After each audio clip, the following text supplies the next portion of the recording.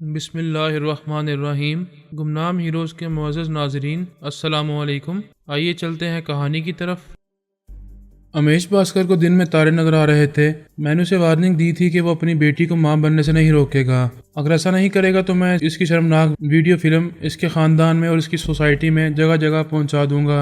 वो कश्मकश में था कि क्या करे क्या ना करे। बिंदिया कुंवारी मां बनती तो भी बदनामी होती। वो वीडियो फिल्म रिश्तेदारों में और कारोबारी हलकों में पहुंचाई जाती, तब भी वो किसी को मुंह दिखाने के काबिल ना रहते। दोनों तरफ से ही बदनामी थी। फर्क सिर्फ इतना था कि वीडियो फिल्म के जरिए बदनामी को फौरन ही पर लग जाते, और जहाँ तक बिंदिया के मां बनने का ताल्लुक था तो अभी जरा वक्त था। 2-4 महीने में जरा वो फलती फूलती तब दुनिया वाले पूछते कि पेट क्यों फूल रहा है। इसके सामने फिलहाल यही एक रास्ता था कि वो मेरी धमकी पर अमल करे और बच्चे को जाया ना होने दे। कम से कम पेट निकलने तक 1-2 माह के अंदर वो कोई ऐसी तदबीर कर सकता था कि उसे तमाम बदनामियों से निजात मिल जाती। वैसे एक रास्ता इसके सामने था, वो ये कि ना रहे बांस ना बजे बांसुरी।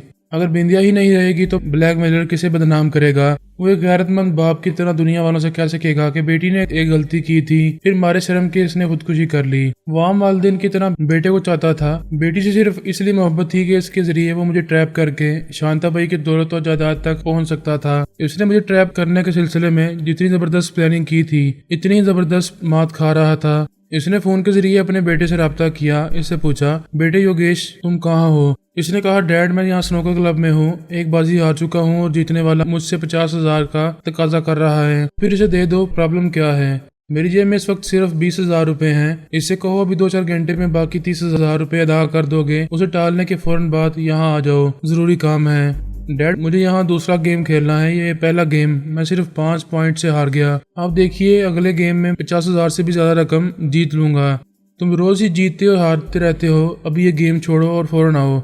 ऐसी क्या बात है डैड, कुछ तो बताएं। उसने कहा, तुम्हें पता है बिंदिया इस कमबख्त धर्मवीर को फांसने वाली थी। क्या बिंदिया ने इसे शीशे में उतार लिया है? नहीं, ये तो गड़बड़ हो गई है। बाजी अचानक ही ऐसी पलट गई कि हम बुरी तरह बदनाम होने वाले हैं। ऐसी क्या बात होगी डैड? वो इससे बताने लगा कि किस तरह वीडियो फिल्म के जरिए उनकी बदनामी होने वाली है। फिर उसके बाद आज अचानक ये इंकिशाफ हुआ है कि बिंदिया मां बनने वाली है। इस बदनामी से बचने के लिए किसी ठोस प्लानिंग की जरूरत है, लिहाजा वो फौरन चला आए। इन बातों के दौरान में अमेश भास्कर ने कार का हॉर्न सुना। फिर बेटे से कहा, मालूम होता है बिंदिया आई है, मैं अभी इससे बातें करूंगा। तुम यहाँ आते ही बेडरूम में चले जाना। VCR में एक कैसेट लगी हुई है, दरवाजा बंद करके इस कैसेट को देखो तो मालूम होगा कि बदनामी किस तरह हमारे गले में फंदे की तरह पड़ गई है। वो फोन बंद करके बेडरूम से निकलकर ड्राइंग रूम में आया। बिंदिया बाहर का दरवाजा खोलकर अंदर आ रही थी। बाप को देखते ही बोली, ओ डैड ये मेरे साथ क्या हो रहा है? बाप ने नागौरी से कहा, जैसी बेतुकी हरकतें करोगी इसका नतीजा यही होना था जो हो रहा है। जब तुम जानती हो कि 4 पैक से ज्यादा पीते ही तुम्हें नशा होने लगता है तो तुमने इतनी ज्यादा क्यों पी थी?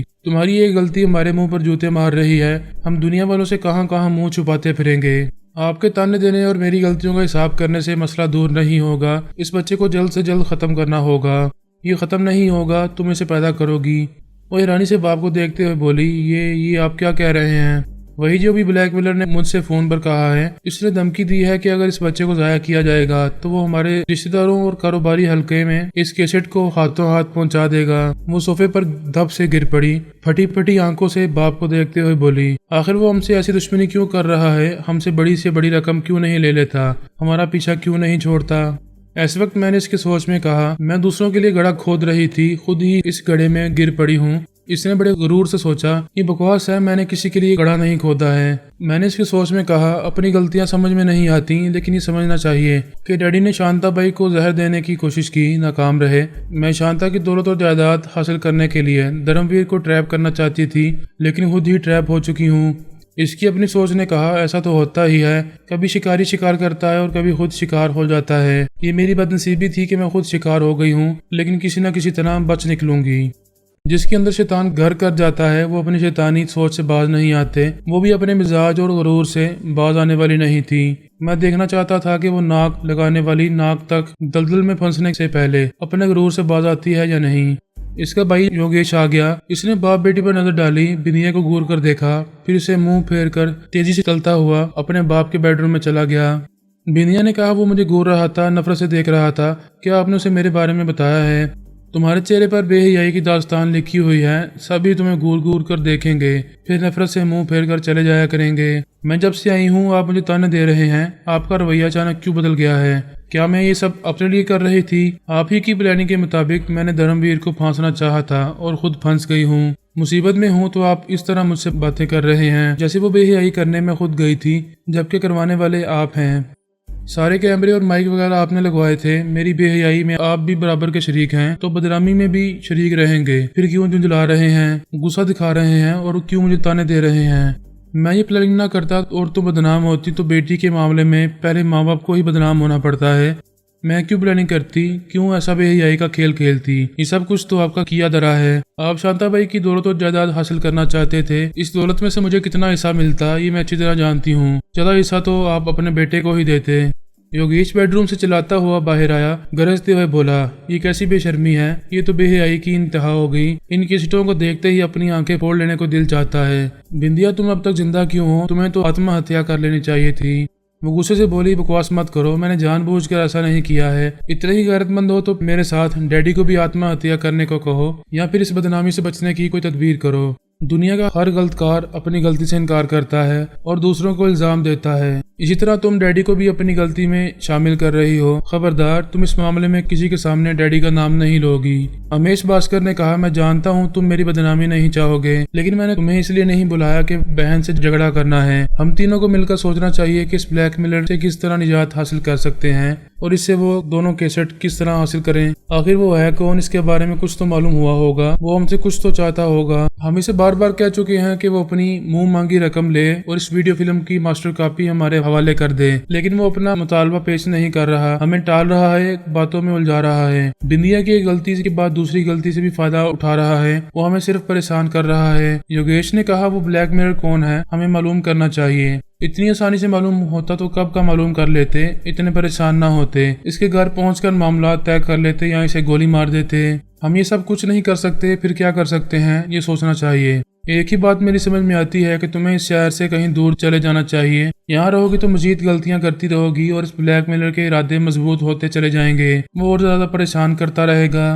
वो बोली, मैं अगर ये शहर छोड़कर चली जाऊंगी तो वो यही समझेगा कि बच्चे को जाया करने कहीं चली गई हूँ। वो अपने हाथ से हमारी एक कमजोरी निकलते देखेगा तो फिर फिल्म के जरिए हमें बदनाम करेगा। हम इसे मुतमिन कर देंगे कि तुम बदनामी से घबरा कर घर से भाग गई हो और हम बाप बेटा तुम्हें तलाश कर रहे हैं। उसे यकीन दिलाएंगे कि जल्द ही तुम्हें तलाश कर लिया जाएगा। इस दौरान में हम इस ब्लैकमेलर का नाम पता मालूम करने और इसकी शहर तक पहुंचने के लिए कोशिशें करते रहेंगे। मुझे ऐसा क्या लिखना होगा कि जिसे पढ़कर वो ब्लैकमेलर मुतमिन हो जाए? एक तो ये लिखना है कि तुम बदनामी से घबराकर यहाँ से जा रही हो, और दूसरी बात ये है कि ब्लैकमेलर की धमकी के मुताबिक बच्चे को जाया नहीं करोगी। इस बात का इंतजार करोगी कि इस ब्लैकमेलर से समझौता हो जाए। अगर वो समझौता नहीं करेगा और बदनामी होना लाजमी होगी तो फिर तुम आत्महत्या कर लोगी। जब मैं तुम्हारी ये तहरीर से फोन पर पढ़कर सुनाऊंगा, फैक्स या ईमेल के जरिए इस तक पहुंचाऊंगा, तो वो मजबूर हो जाएगा और ये सोचेगा कि जब तुम आत्महत्या कर लोगी इस दुनिया में नहीं रहोगी, फिर किसे बदनाम करेगा, किसे ब्लैकमेल करेगा। योगेश ने तायद की, ये अच्छा आइडिया है, इस तरह इसे समझौता करने पर मजबूर किया जा सकता है। और राजी होकर बोली, अच्छी बात है, अगर मेरी तहरीर से मसला हल हो सकता है तो मैं अभी लिख देती हूँ। वो लिखने के लिए अपने बेडरूम की तरफ गई। योगेश ने कहा, डैड आपकी ये तदबीर अच्छी है। इस तहरीर को पढ़ने के बाद वो ब्लैकमेलर समझौते पर आमादा हो जाएगा। अपनी मुंह मांगी रकम लेकर वो कैसेट्स वापस कर देगा। फिर बिंदिया को इस बच्चे से भी निजात मिल जाएगी। बिंदिया वो तहरीर लिख कर ले आई। बाप बेटे ने इसे पढ़ा और मुतमिन हो गए। मैं अमेश भास्कर के ख्यालात पढ़ रहा था। वो कुछ सोच रहा था। इसने बिंदिया से कहा, तुम फौरन अपना जरूरी सामान पैक करो और अभी ये शहर छोड़कर चली जाओ। जहाँ भी जा रही हो हमें बता दो, ताकि हम बाप बेटे तुम पर नजर रखें और तुम्हारी हिफाजत करते रहें। वो बोली, मेरे पास सिर्फ 50,000 कैश है, पता नहीं मुझे कहाँ जाना होगा और कितने दिनों तक रहना होगा। तुम फिक्र ना करो, वहाँ पहुंचकर हमें फोन करोगी तो तुम्हें तुम्हारी जरूरत से ज्यादा रकम पहुंच जाएगी। वो अपना सामान पैक करने चली गई। योगेश ने कहा, डैड वो स्नोकर में जीतने वाला मुझसे 30,000 का तकादा कर रहा है। मैं अभी तुम्हें दे रहा हूँ, इसे अभी रकम अदा करके फौरन बिंदिया का पीछा करो। ये जहाँ जाती है वहाँ जाओ और मौका देकर इसे मौत के घाट उतार दो। मैंने पहले ही भास्कर के इरादे पढ़ लिए थे। बिंदिया को ड्राइंग रूम से बाहर जाते ही दरवाजे के पास रोक दिया था। वो वहाँ खड़ी बाप बेटे की बातें सुन रही थी। योगेश कह रहा था, ओ डैड आप बहुत चालाक हैं, इसीलिए आपने बिंदिया से ये तहरीर ली है। वो हालात से मजबूर होकर आत्महत्या कर सकती है। जब वो मर जाएगी तो इसकी तहरीर के मुताबिक ये साबित होगा कि उसने होने वाली बदनामी से घबराकर जान दी है। वो ईरानी से आंखें फाड़ फाड़ कर खला में तक रही थी और सोच रही थी कि क्या बाप और भाई इतना गिर सकते हैं कि इसे बेहया बनाने के बाद अब मौत के घाट उतार देना चाहते हैं। इसका बाप कह रहा था, बेटे बहुत होशियारी से काम करना होगा, इसकी मौत ऐसी होनी चाहिए कि जैसे इसने आत्महत्या की हो, तभी हम इस ब्लैकमेलर को यकीन दिला सकेंगे और इससे निजात हासिल कर सकेंगे। डैड, ये आत्महत्या का केस अभी हो सकता है, मैं इसका गला दबोच कर मार सकता हूँ, यहाँ मुनासिब नहीं है। इसने जो लिख कर दिया है इसके मुताबिक पहले उसे घर से चले जाना चाहिए, कहीं बाहर इसकी मौत होनी चाहिए।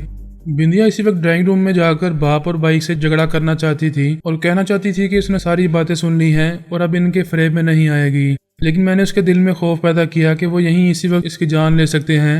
योगेश अपने पास एक पिस्तौल रखता है, अगर वो काबू में नहीं आएगी तो इसे गोली मार सकता है। दानिशमंद यही है कि वो चुपचाप वहां से फरार हो जाए, कहीं जाकर अपना ठिकाना बनाए, फिर अपने बाप और भाई से निपटने का कोई रास्ता निकाले। वो तेजी से चलते हुए अपने बेडरूम में आई, एक सफरी बैग में जरूरी सामान रखने लगी। इसने बाप से झूठ कहा था कि इसके पास सिर्फ 50,000 रुपए हैं, जबकि अलमारी के सेफ में 2.5 लाख रुपए रखे हुए थे। इसने वहां से तमाम रकम निकाली, फिर अपना सफरी बैग उठाकर वहां से चली गई।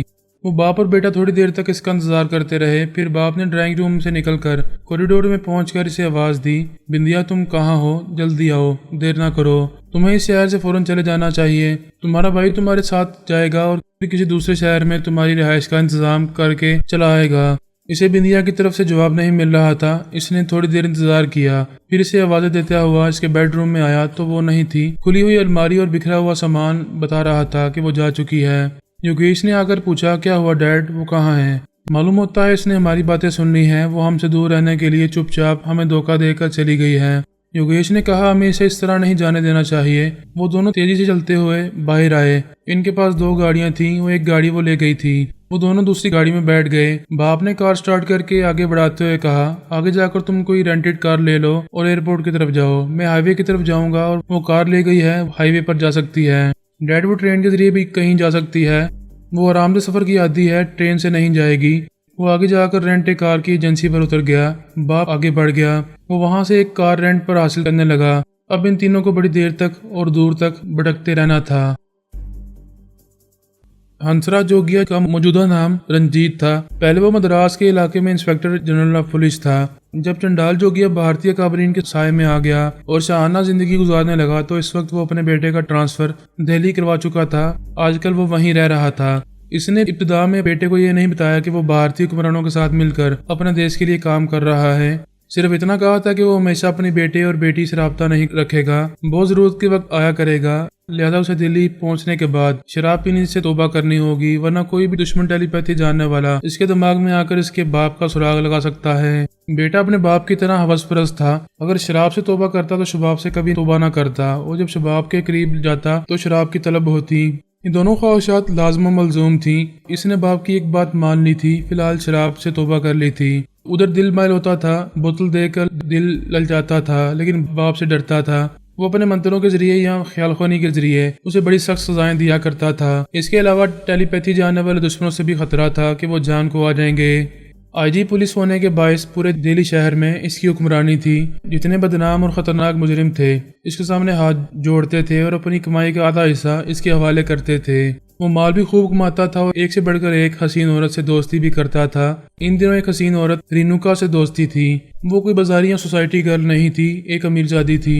हंसराज पर दिल आ गया था, इसलिए इसके साथ वक्त गुजारने लगी थी। इस वक्त भी वो पुलिस की हेडक्वार्टर से निकलकर रेणुका के बंगले में आया था। उससे कह रहा था, कल इतवार की छुट्टी है, आज हम तमाम रात जागते रहेंगे, घूमते फिरते और ऐश करते रहेंगे। वो बोली, मैं इतनी भी आजाद नहीं हूँ कि पूरी रात तुम्हारे साथ गुजार दूं। मेरे पिताजी को हमारे अफेयर का पता चलेगा तो वो मेरा घर से निकलना बंद कर देंगे। मेरी जान डरती क्यों हो, मैं कोई मामूली अफसर नहीं हूँ, आईजी ऑफ पुलिस हूँ। बात खुलेगी तो तुम्हारा बाप मुझे दामाद बनाने में फख्र महसूस करेगा। जाओ फौरन चेंज करके आओ, हम रात का खाना बाहर खाएंगे। वो मुस्कुराती हुई अपने बेडरूम की तरफ चली गई। इसके माता पिता शिमला गए हुए थे, घर में कोई नहीं था। वो एक सोफे पर बैठ गया। ऐसे वक्त चंडाल ने इससे राब्ता किया। वो अपने अंदर बाप की आवाज सुनकर सीधा बैठ गया। बाप ने कहा, मैं अभी तुम्हारे ख्यालात पढ़ रहा था, मुझे खुशी है कि तुमने शराब छोड़ दी है, मगर शबाब से बाज नहीं आए। कोई बात नहीं, मैं रेणुका के भी ख्यालात पढ़ चुका हूँ। वो एक अमीरजादी है, अच्छे घराने की लड़की है, बस उसी से ताल्लुक रखो, 10 जगह मुंह मारते ना फिरो, मेरे हर हुक्म की तमील करते रहो, वरना फिर तुम्हें सजा दे सकता हूँ। आप देख रहे हैं कि मैं आपकी हर बात मानता रहता हूँ। आपकी बदौलत राजा महाराजा की तरह जिंदगी गुजार रहा हूँ, और मुझे क्या चाहिए। मुझे तुमसे बहुत बड़ा काम लेना है। मैं तुम्हें कल सुबह तक बताऊंगा कि तुम्हें क्या करना चाहिए। जब तुम दफ्तर जाओ तो कम से कम एक हफ्ते की छुट्टी ले लो। मैं जिस दिन कहूँ इस दिन शिमला पहुँच जाओ। फिर मैं बताऊंगा कि तुम्हें क्या करना है। मैं छुट्टी लेकर वहाँ पहुँचूंगा, जो कहेंगे वही करूंगा। लेकिन पहले से कुछ बता दें कि करना क्या है, ताकि मैं जहनी तौर पर तैयार रहूं। इसने कहा, आर्मी के 6 योगा जानने वाले अफसरों ने मुझे अपना पाबंद बनाकर रखा था। इनमें से 2 अफसरों को तो मैंने मौत के घाट उतार दिया है, बाकी 4 रह गए हैं। इन चारों का भी खात्मा करना है। मैं तुम्हारे जरिए इन्हें एक एक करके खत्म करूंगा।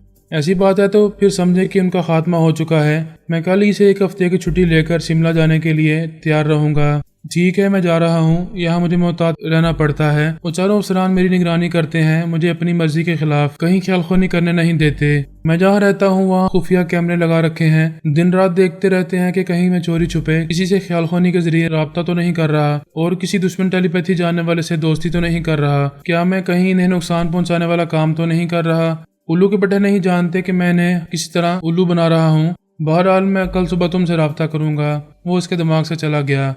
थोड़ी देर बाद रेणुका संभल कर इसके पास आई। इसने उठकर इसे धड़कनों से लगा लिया, इसके हुस्न की और उसकी खुश लिबासी की तारीफें करने लगा। इसी वक्त कालवेल की आवाज सुनाई दी। इसने नागौरी से कहा, ऐसे वक्त कौन कबाब में हड्डी बनने चला आया है। वो मुस्कुराती हुई खुद को इससे छुड़ाती हुई बोली, मैं देखती हूँ कौन है। वो दरवाजे की तरफ जाने लगी। इसने कहा, कोई भी हो इसे टाल दो, मैं रंग में भंग पसंद नहीं करता। रेणुका ने दरवाजा खोला। खुले हुए दरवाजे के बाहर बिंदिया खड़ी हुई थी। इसे देखते ही वो खुशी से चहक कर बोली, हाय बिंदिया, तुम अचानक सरप्राइज देने आई हो। वो अंदर आते हुए बोली, मैं सरप्राइज देने नहीं आई हूँ, मुसीबत में हूँ, तुम पर मुसीबत बंद कर आई हूँ। ऐसी बात करेगी तो थप्पड़ मार दूंगी। ये मेरा ही नहीं तेरा भी घर है। माताजी और पिताजी तुझे देखेंगे तो खुश हो जाएंगे। हंसराज जोगिया इसे ललचाई हुई नजरों से देख रहा था। वो ऐसी ही थी। इसका जरखेज बदन ऐसा चीखता हुआ था कि चलते फिरते लोगों को पुकारता था। रेणुका हंसराज जोगिया से इसका तारुफ कराने लगी। मैं बिंदिया के अंदर था।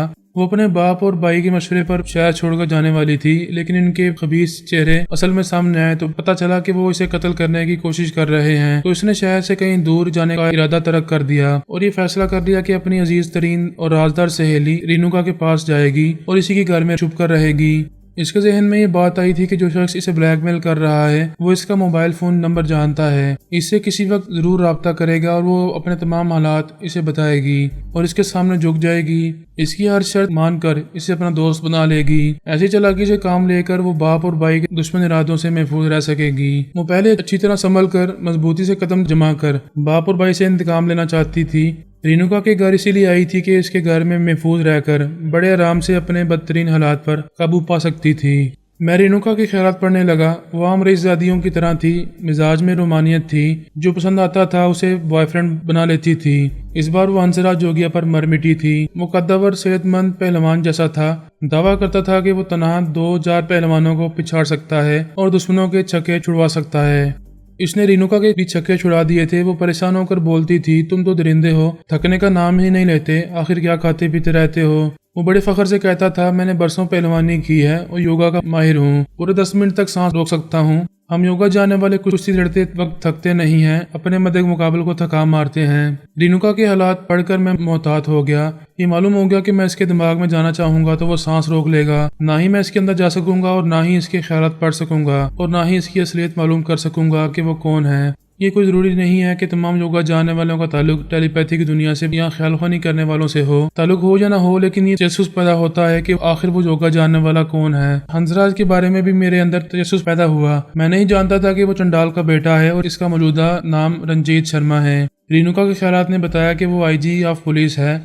मैं कभी सोच भी नहीं सकता था कि चंडाल का बेटा पुलिस का सबसे बड़ा अफसर है और इस वक्त मेरे निशाने पर आया हुआ है। मैंने सोच लिया कि बड़ी सहूलत से रफ्ता रफ्ता इसके दिमाग का दरवाजा खोलकर अंदर पहुंचूंगा और इसके चोर ख्यालात पढ़ूंगा। मैं इसे रेणुका के जरिए ट्रैप कर सकता था, लेकिन मेरा मकसद बिंदिया को जगह जगह भटकाना था, जलीलो ख्वार करना था, ताकि वो कदम कदम पर ठोकरें खाती रहे और अपने गुरूर के साथ ऊंधे मुंह गिरती रहे। मैं बिंदिया के जरिए इसकी असलियत मालूम कर सकता था। इसे बिंदिया की ये तरफ माइल करना जरूरी नहीं था। वो तो पहले ही नजर में इसके लिए ललचाने लगा था। लिहाजा मैं बिंदिया के अंदर इसके लिए नरम गोशा पैदा करने लगा। इसका जहन मेरी मर्जी के मुताबिक हंसराज की तरफ माइल होने लगा। वो बातें करने के दौरान मैं इसे मदऊ करने वाली निगाहों से देखती रही और अपने हालात बयान करती रही। इसने ये तो नहीं बताया कि इससे किस कदर शर्मनाक हरकतें सरजद हुई हैं। सिर्फ इतना कहा कि ब्लैकमेलर इसकी एक कमजोरी से फायदा उठाकर इसे परेशान कर रहा है। वो इस बुरी तरह बदनाम होने वाली है कि बाप और भाई बदनामी से बचने के लिए उसे मार डालना चाहते हैं वो अपनी जान बचाकर वहां पनाह लेने आई है। हंसराज सीना तान कर बोला, तुम फिक्र ना करो, तुम्हारा बाल भी बेकार नहीं होगा।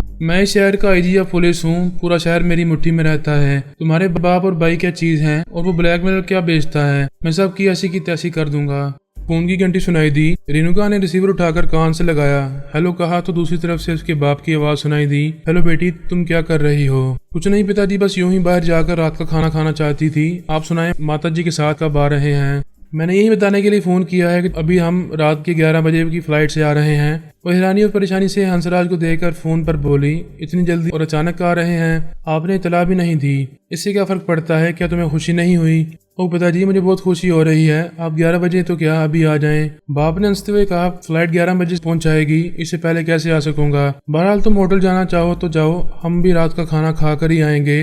Okay, see you my darling, हम पहुंच रहे हैं। राब्ता खत्म हो गया। वो रिसीवर रखकर बोली, रंजीत ये तो गड़बड़ हो गई। माता पिताजी ये भी 11 बजे यहाँ पहुंचने वाले हैं, मैं तुम्हारे साथ बाहर नहीं जा सकूंगी।